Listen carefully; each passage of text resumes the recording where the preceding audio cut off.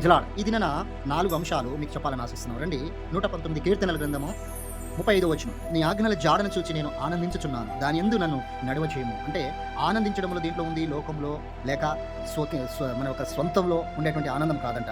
ఆయన ఆజ్ఞలో నడవడమే ఆనందింపజేయడం. మనము నిజమైన ఆనందము ఆయన ఆజ్ఞలో నడవటము. రెండవది వచ్చేసి 119:72 వచనం. వేల కొలది వెండి బంగారముల నాణెముల కంటే నీవిచ్చిన ధర్మశాస్త్రం నాకు మేలు. మొదటికి ఏం తీసుకున్నాం? ఆనందించడం. దీంట్లో ఆనందించాలి ఆజ్ఞలు. రెండోది వచ్చేసి మేలు జరిగింది. అంటే ఏం మేలు జరిగింది మనకు?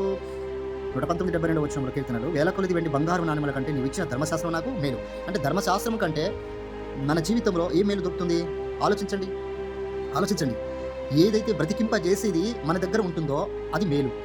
మనల్ని నాశనం చేసేటువంటి దొరుకుతుందో అది మనకు దురదృష్టం. కాబట్టి మనల్ని బ్రతికింపజేసేది, మనల్ని ఆనందింపజేసేది, మనల్ని ఒక మంచి వాడిగా తీర్చిదిద్దేది మన ఇద్దరు ఉంటే అది మనకు మేలు జరిగినట్టు. అంటే బంగారం కంటేనో చూడండి, వేల కొలది బంగారము నాణెముల కంటే వీటికంటే శ్రేష్టమైనదిగా దేవుని యొక్క ధర్మశాస్త్రం అనిగా బైబిల్ మనకు బోధిస్తుంది. అంటే ఒకవేళ బంగారం మీద నాణెముల మీద నీకు ఆశ కలిగినట్టే ధర్మశాస్త్రాన్ని త్రోసివేస్తున్నట్టు. అంటే ధర్మశాస్త్రం మీద నీకంతా కదా, దానివల్ల నాకు ఏ ఉపయోగం లేనట్టుగా నువ్వు భావిస్తావు. కాబట్టి అట్టిది బంగారం కంటేనో నాణెముల కంటేనే ధర్మశాస్త్రం గొప్పదిగా సూచిస్తుంది.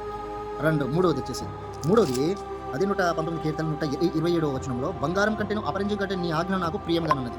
బంగారం కంటే నాణెముల కంటే కదా, అపరంజి కంటే ఆయన ఆజ్ఞలు ప్రియంగా ఉన్నది. ఆయన ఆజ్ఞ కాకపోతే ప్రియంగా ఉండేది నీకు ఇష్టంగా వెళ్ళే మార్గం ఏంటిది కదా? ఇష్టం వెళ్ళే మార్గం చాలా ఉంటుంది, వెడల్పును ఉంటుంది. ఇరుకు మార్గమున ప్రవేశించండి, ఆ మార్గం పోవారు కొందరే. వెడల్పు మార్గం, విశాల మార్గం వెళ్ళేవారు చాలా మంది ఉంటారు. ఆ మార్గంలో పోతే పాతాల వెద్దకు పోతున్నారు. కనుక ఆయన ఆజ్ఞను అతిక్రమించుకోవడమే పాపం. కనుక ఆయన ఆజ్ఞను మనం ఏం చేయాలి? ప్రియముగా ఇష్టంగా మనము అంగీకరించి ఆయన ఆజ్ఞలు నడవాలి. ఇది మూడవది. నాలుగోది వచ్చేసి 119, 162 వచనంలో, విస్తారమైన దోపుడు సొంపు సంపాదించు వానివలే నీవిచ్చిన మాటను బట్టి నేను సంతోషించుతున్నాను. సంతోషించడంలో దేంట్లో సంతోషించాలి? సినిమాలలో, సీరియళ్లలో, లేక జోక్స్లలో, ఆటపాటల్లో, లేక 10 మంది అక్కడ కూర్చుంటాడో ఈ గురించి వారి గురించి మాట్లాడుకోవడంలో, లేదా గొడవలు, కలహాలు, మందుకు బానిస, సిగరెట్, పాన్పర, ఇవన్నిట్లో ఆనందమా, సంతోషమా? ఇది కాదు కదా. దేవుడు అన్నాడు ఏమన్నా మొదటి కొరింథీలో కదా, ఏమన్నాడు?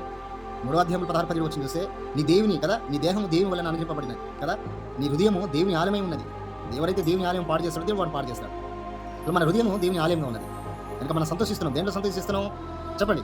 విస్తారమైన దోపుడు సొమ్ము సంపాదించిన వాని వల్ల నీవు ఇచ్చిన మాటను బట్టి నేను సంతోషిస్తాను. ఏ మాట ఇచ్చాడు? నీకు ఏం చెప్పాడు? సువార్తనా, సాక్ష్యం జీవితమా, రక్షణ మార్గంలా? నీకు ఒక మాట చెప్పాడు కదా, ఆ మాట మీద నిలబడు, సంతోషించు, గంతులు వేయి. అప్పుడు నీకు సంతోషానికి అర్థం ఉంటుంది. మొదటిగా మనం ఏం చూసుకున్నాం? ఆనందం చూసుకున్నాం. రెండోది ఏం చూసుకున్నాం మనం చెప్పండి? రెండోది ఏం చూసుకున్నాం? మేలు చూసుకున్నాం. మూడోది ఏం చూసుకున్నాం మనము? ప్రియంగా, ఇష్టాన్ని చూసుకున్నాం. నాలుగోది సంతోషించడం. ఇవి బైబిల్లో ఉండేటువంటి లేఖనాలతో మనము ఈ యొక్క ఆజ్ఞలు కదా, ఆయన ధర్మశాస్త్రాన్ని పాటించుకుంటూ పోతే సమస్తము మనకు మేలు జరుగుతుంది. ఇది గుర్తుపెట్టుకోండి. Praise the lord.